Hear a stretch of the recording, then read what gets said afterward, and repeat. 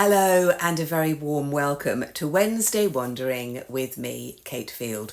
Wandering about stuff, not just wandering off. I do hope you are well.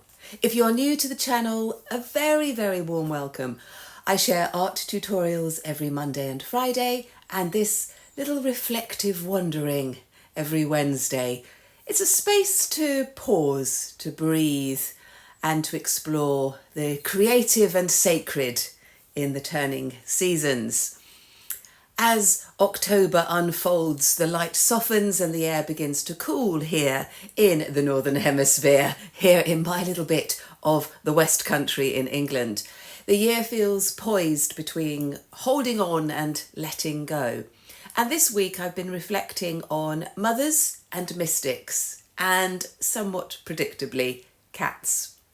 Because cats, like mystics, live by intuition. They listen before they act. They wait for the right moment. They trust their inner sense of timing. And perhaps that's what we most need to learn. The art of poised awareness, of knowing when to rest, when to reach, and when to simply be. Those of you who have followed me for a while will know that we have very recently lost both our beloved cats, Amber and Monty. We had them as kittens 18 years ago.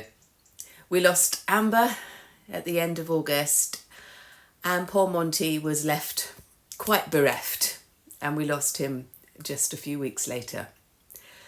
The house seems very empty and strange, and all of you who have loved and lost pets will understand. And I thank you so much to everyone who sent such kind messages. It's been a couple of months of real roller coaster emotions for our family, as our daughter got married and we had such wonderful celebrations in London and in Italy. And I do feel truly, truly blessed. Our saint this week is Brigid of Kildare, a woman whose story straddles legend and history. She lived in 5th century Ireland, a time when old Celtic spirituality was blending with Christianity. Brigid's great symbol was fire, a flame that her nuns tended for centuries. It was no ordinary fire. It was the sacred flame guarded by women, a rare act of female spiritual authority in its time. And that fire was a beacon of warmth and hope. But it was also a statement, a space claimed, a light maintained.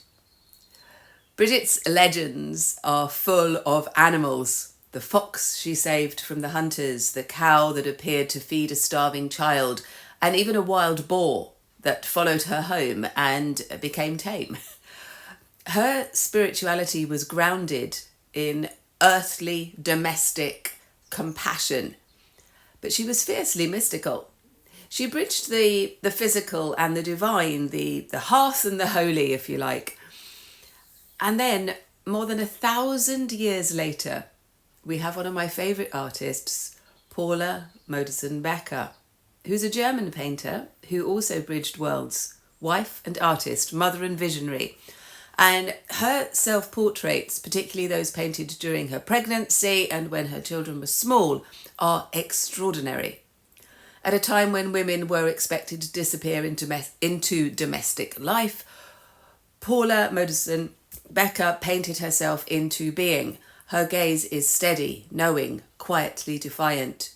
She died tragically young, just days after giving birth, as though her creative flame burned too brightly to be contained. Both Brigid and Paula tended fires that were not easily understood in their time.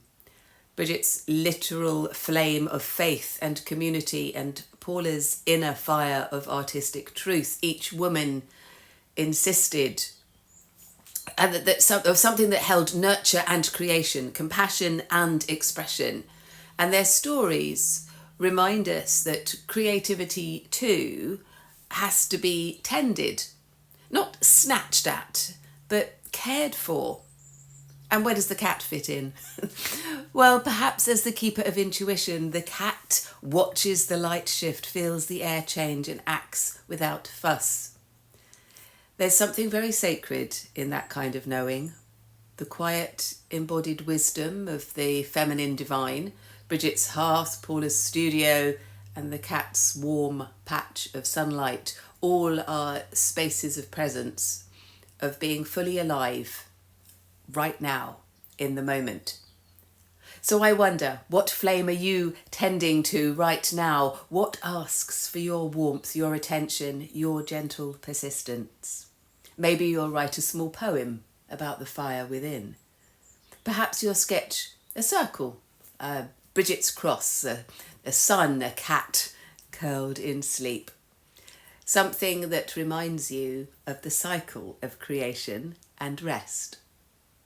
Or simply take a moment to sit in stillness and listen to your own intuition, that deep inner knowing which so often whispers rather than shouts. Next week, we'll gather the fruits of our work for the harvest of ideas. And until then, take care, and may your creative fire burn gently and your inner cat remind you when to pause and when to purr. Bye-bye.